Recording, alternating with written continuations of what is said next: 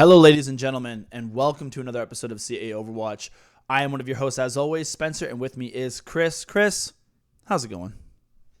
It's going pretty good.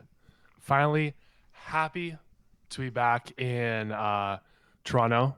If you guys didn't notice, though, my face is a little fat. I got my wisdom teeth removed last week, so if I'm looking a little like a chipmunk, that's why. Still coming on, still doing the podcast. You absolutely love to see it. You'll have to So, okay, with that out of the way. Yeah, I mean, it was a pretty good weekend, too. Obviously, a little bit better for the Ultra fans out there as opposed to the Toronto Defiant fans, but, you know, It is what it is. Yeah, exactly. Same. Just Toronto as a whole, though. But, yeah, so if you guys didn't know, Ultra was able to win this weekend in insane stuff. If you're interested in learning more about that, check out our other content where we cover the Toronto Ultra. But that is not this show. This show does not cover the Toronto Ultra. On this show, we cover, of course, the Toronto Defiant. So, Toronto Defiant had a little bit less successful as a weekend, if you'd put it lightly. We got 3-0'd by the Philadelphia Fusion in a pretty dominant fashion. We showed a little bit of life at the start, played some pretty good plays on Nepal over there, and then things sort of fell apart. So, Chris, why don't we just get the things going? You know, let's just jump right into this. Versus Nepal, what sort of went right for us and what sort of went wrong for us, right? Yeah, look, I think that in terms of Nepal out of all three maps was the closest one. You know, we got a convincing win on Nepal on one of the maps, and I think we took a couple fights to them when they did cap the other two maps. But I think one of the things that was just the issue was, and it will be more of an issue throughout this whole series, was I think our team comp. I think we were running a bit more of an inferior team comp, and that just combined with the fact that Philly just has amazing players that will perform well on most heroes anyway, kind of is what led to our demise, especially in the first map. Yeah, I think I mostly agree with that. I think the team comp thing is really interesting because I'm sure we're going to bounce back to this a few different times, but we've consistently ran the agility as a Genji, which I'm obviously not knocking because we were so successful in the Summer Showdown, and we were obviously so successful versus... Yeah, Summer Showdown, I got that one right. And obviously, we were very successful versus the Washington Justice in our first matchup where we were able to get the 3-0. The problem is it's been interesting to see teams since then run like a Sombra Tracer, a Sombra Genji. And it was something that we sort of started to do versus Washington and actually found some success. And then since then, we've sort of switched off of it. And I preferred to run either the Genji Ashe or the Genji Tracer, which I don't think is bad either, but when you have someone like Sheriff on the team who's such a good Sombra player, as well as he can flex over to the Ashe, it would have been interesting to see him play, but I think the other issue was Logix is, I think, the better Tracer, and that's why he was in there, so I was a little bit conflicted on how I felt about that. Logix was playing a lot of McCree, especially in Nepal. It was a little back and forth. But, Nepal for sure was more McCree, and then I think as the match progressed, you started to see him swap more towards the Tracer. But yeah, versus Nepal, I also think that, again, some of the dives were a little bit clunky, and I'm not sure if this... You can continue. They had some unfortunate dives. They had some dives that were, missed, bubbles were just thrown in the wrong places, which just kind of sucks. Yeah. It is unfortunate. But I want your opinion because... From my knowledge, usually you want to play McCree so that you can, if you're first cap point, play McCree and then you play point, which is a lot easier to hold. But at the same time, they're kind of running a dive comp. What do you think their thoughts were there? They're either playing point with McCree or they're looking at dive. They're not really committing to one. They're kind of committing to both, which I thought was a little weird. Yeah, I kind of know what you mean. I think it's because it's I think it's to help the backline sort of survive the Tracer because the Tracer is constantly peppering them. So you sort of want that stun. I also think the McCree can sort of work as an anti-dive, assuming you wait for the bubble to pop on the monkey before you use it to get the stun, because then you have stun, you also have Brigitte Bash. But I don't disagree with you that it was sort of trying to do two things at once, whereas a Sombra Tracer is an all dive and everybody works in works as one. I think this was just a combination of it was a comfort pick, and you could clearly tell that nobody really had a read on what was the ideal comp. It was Toronto would come out with the monkey, and then Philly would come out with the Reinhardt. So with the Reinhardt, I definitely prefer the McCree. But then Toronto would switch to the Reinhardt, and then stay Reinhardt going into the next map, and then Philadelphia would come out on the monkey. It was just a really interesting sort of, not even a rock paper scissors. It was just like two rock and paper. Like, yeah, they just kept swapping between the two compositions depending on like one team had a different read on one specific part of Nepal, or another team had a different read on that specific part. So the whole thing as a whole was a little bit sloppy. I think that's one of the issues of like hero pools and the meta starting to develop. It'll be really interesting to see what happens next week once we lose hero pools. But overall, like Nepal was good. We definitely had some moments. I think Agility's had a bit of a poor blade here and there, as well as like using it. Blades, yeah. Whereas like it was like 85%, so I think he thought it was final fight territory, but I don't think it was on Nepal Sanctum. And had he saved that blade for that recontest, it might have actually been a bit of a different story. But I mean, I'm not going to put this whole thing on him, right? Like, it is what it is. Mistakes happen. I do think Nevix's bubbles were also a little bit early a couple times. I think that you usually want to bubble the monkey as he lands to sort of stop some of the CC. And it seemed like he was bubbling the monkey as he was coming up. Yeah. Because obviously the monkey drops his shield. So if you drop your shield and you have the bubble on you, it's like a little bit less. Like, I found there was a couple times where Numlock would land and the bubble would already be gone. And I think you want the bubble on Numlock to sort of stop the Brigida bash and the sort of the CC and the initial burst damage that he receives once he lands. And I think the timing was a little bit off there. So I don't know if that was a shot calling thing, a ping thing, a practice thing. I'm not sure really what that was, but that would be something I would look to improve upon moving forward. Yeah, and just another comment I wanted to make on in terms of meta and Sportline stuff. Alarm, I thought, was actually standing out a heck of a lot for Philadelphia. He was pumping out so much damage as Zenyatta. And I feel like Kriv, we should have made Kriv almost mirror that, because I know that Kriv is one of our most consistent best players on the team. And I also know that his Baptiste is one of his weaker heroes. If we are looking to put our best guy on a team or on something, we want to have him on something that he can frag out a little more on. So I wish I would have seen him play a little more Zenyatta and take more of that damage dealing role, so he could shine a little bit more and be more the team carry that we've seen him being in the past. Yeah, I think the two problems with that really are, one, I don't think Cruz is a very good Baptiste, so I don't mind Cruz on the Brig and then Kariv on the Bap, because I think Kariv is a better Baptiste, even though I do agree it's not his best hero. I think he is a better Bap. Yeah. And I think the other thing is, like, one of our keys to success for this team was not to mirror.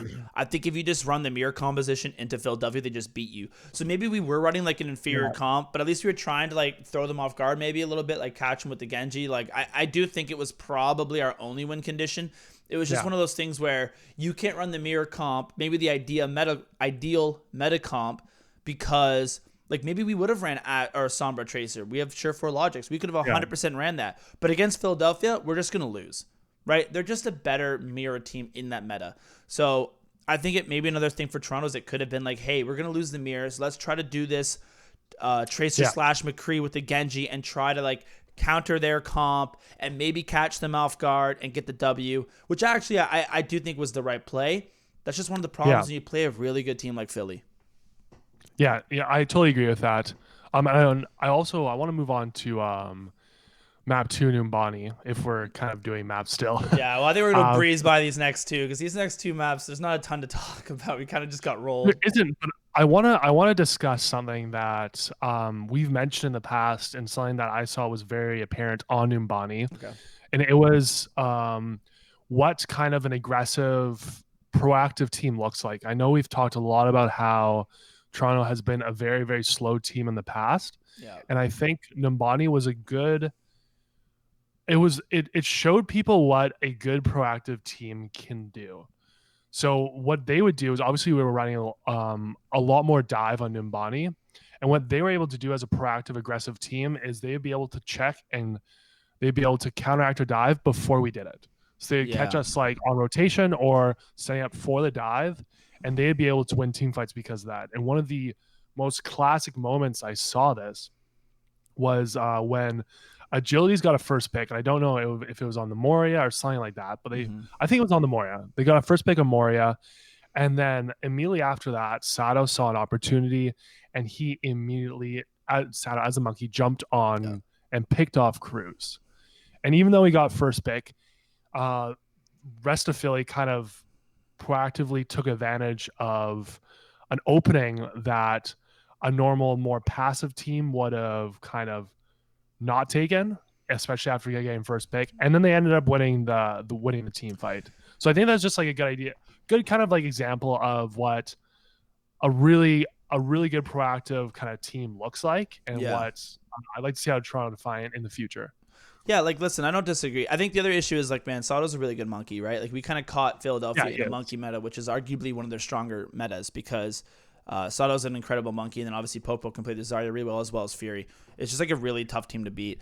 And I agree, like they're really, and plus they're hacks, they're really well coordinated. Like Philadelphia plays as a team so incredibly well. Like as soon as they see an opportunity, they really do take it. And I think that was the issue. I think it was just like their like team coordination and decisiveness has been an issue for this team all season long. I think we can get away with it when we play other teams that maybe struggle with that, like a Washington, for instance, right? Like a little bit sloppier play, so we can kind of just outbrawl them and out mechanically skill them. But when you run up against a team like Philadelphia, who has like as much, if not more, mechanical skill and is also like a better 6-man unit, like it's just really tough, especially in the Sombra meta. Like man, their dives are so on point. Like as soon as there'd be a hype, there was a hack. Like they would immediately follow up on it. So I think overall, I'm disappointed in the performance, but man, like Philly's a really good team. They are. Do you have any other comments on the final map? The final map, I was just gonna say, man. I think Nevix's Zarya doesn't look the. I think this was another map where Nevix's Zarya was a little bit weak. Like there's even a couple times where you could really see the decisiveness. I even look at like we had that moment where we could full cap the second point of Volskaya, and it goes to Nevix's POV, and he's just like looking everywhere. Like you can tell, like he has no idea who to focus. He gets the brig to like one shot, nobody follows up on it. He immediately turns to the Doomfist, and that must have been a call because then my God, Numlock jumps on it as he's beating him down. But like Doomfist is kind of a slippery guy to take care of, right? So like. I just think that like the team coordination needs to be picked up a little bit. That was just one moment where I was like, man, you could tell that there is not a clear target being called at this moment. And then once it was called, I think it was somebody who saw something different than what Nevix did. Like I'd maybe like to see Nevix take a little bit more aggressive in his shot calling, but like I don't know the comms. Maybe it was called out, right? Like I'm just trying to like make something out of a negative match. Try to take some. Yeah, exactly. So that was like one thing. I will say, yeah, that is super unfortunate. And I guess it is what it is. I don't think we ever knew Nevix for his Zarya. But I will say, I think one of the like a little more positive aspects of this game is I think Numlock played like decently well. You know, he had like once again some unfortunate bubbles where he didn't get bubbled and died on dive. But I was seeing him make good plays, like even after we would get first, like if one of our guys got picks, he would take a couple picks after that. Yeah. I felt like he was, if anything, one of the more brighter lights within our team during that series. Yeah, no, I think Numlock had a pretty good, and I think Numlock's monkey is really good, right? Like he's an OG Overwatch player. He knows how to play dive, like the original way it was played back in 2018, 2017, 2016. There's a couple times where I thought he would like land somewhere, and I'd be like, oh my God, Numlock, you're low. Like you got to get out, and then he would die. I thought he stayed on like some grounds a little bit too long. I don't know if he's used to more healing. If that's a healing issue or if that's like a ping thing. Maybe like he was trying to get off and like that split second's the difference between you getting out and you dying. Obviously I think Monkey's a pretty good character to like sorry, an unfortunate one to play on ping because I do think your jumping is pretty precise, like your timing is pretty important. So like whatever, like I know I knocked Nevix a little bit. I just want to I'm not putting this whole loss on Nevix. Like obviously it's not just one player, this is like a team thing. As a whole. So I thought Numlox was good. I think this would have been a better thing with us on the dive if Kariv could have ran the Ana. I think the Ana ban really hurt us because you could clearly tell that like healing was a bit of an issue, like getting our team healing consistently. And I think part of it is just like Kariv not being the best Baptiste in the world, but like the range healing with Ana can provide is so valuable. So I think if we do see this in the Countdown Cup, you're going to see Kariv on the Ana and it's going to look a lot better. Yeah, I agree with that. With that, unless you have any other thoughts, let's move on to preview the round 3 of the Battle for Canada. Part 3. So, is it round 3? I think it's part 3. It's part 3 for this year at least. Yeah. Round 3. So we had one struggling match against them, one good match against Vancouver. But Spencer, what are we gonna have to do to win this? Like I think we just need to be consistent and just play our game. Like I think this is a really good opportunity to sort of like give the Defiant fans. I think some Defiant fans out there are panicking a little bit. Myself a little bit included.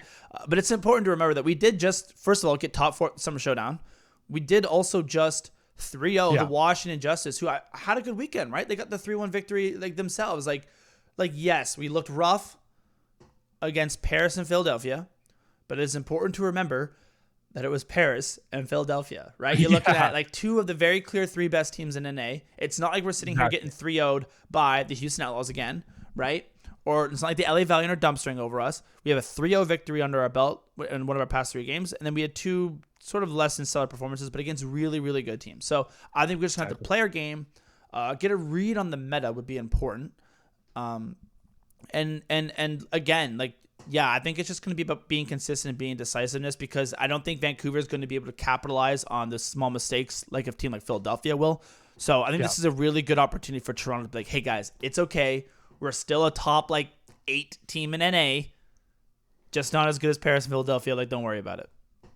Exactly. I totally agree. I think that also, though, I think reading the meta will be an important part of this. I think that I think we do have the better players overall, but it's going to be hard to brute force this. And by brute force, I just mean the fact that because we have better players, we can just kind of skimp a little on the meta and just outperform them.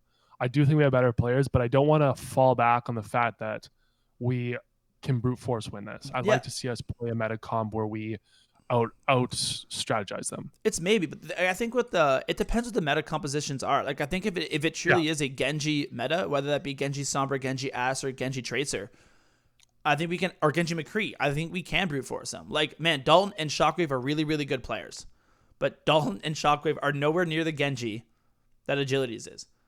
Now, if it's like a Sombra Tracer meta, or a Sombra Echo, for instance, now things are getting a little bit different because Shockwave's Echo is really, really good. Dalton and I think Shockwave have really good traces, right? Like, I was really hyped on both of these players coming into the year. Even Shockwave's McCree is really good. So, so I agree. Like, if it's one of those, it's a Sombra Echo dive, okay, probably not. We're probably gonna have to play pretty smart, rely on Creeves Ana, and try to be as coordinated as possible. But if this is a Genji meta, I expect it to be a 3-0. Like, I would be pretty disappointed if Vancouver puts up. Not a fight. They'll probably put up a fight. But if it's like a 3-2, like the first match was, where it was incredibly close and we won off the skin of our teeth because Kareev was like, screw it, I'm just going to carry, I would be concerned. But if this is like a 3-0, a 3-1, where it's like, they have their moments, but overall Defiant with a better team, I think I'm pretty happy with that. Yeah, I agree. I think I'm hoping it's a 3-1-2. That's what I'm going to call right now. So do you have any other any other thoughts or stuff you want to do before we close this out? I'm going to say 3-0. I think Orisa coming back in the meta is really big for this team, especially with their how Orisa can enable the Genji, how Ana with Nano Blades can enable the Genji. I think that you're going to see a much better Toronto Defiant team with the Countdown Cup. I think these hero bans actually really hurt us because both the Orisa and the Ana hard enable the Genji. So losing them is really, really unfortunate. So I'm expecting big things. Those are my closing thoughts. I'm saying a 3-0 for Toronto Defiant. Gonna rep them, you know what I mean? I give them the faith. I still have faith. I'm still riding high off of that Toronto Ultra win, so I think Toronto Defiant is gonna carry that momentum somehow and get that dub. Yeah, I totally agree. And I think with that, if you guys like this video, please don't forget to like and subscribe. If you guys totally disagree with us and want to talk our ear off, throw in the comments. We'll comment back on you. We'll start a thread. We'll do something. And with that, enjoy. Thank you guys for watching.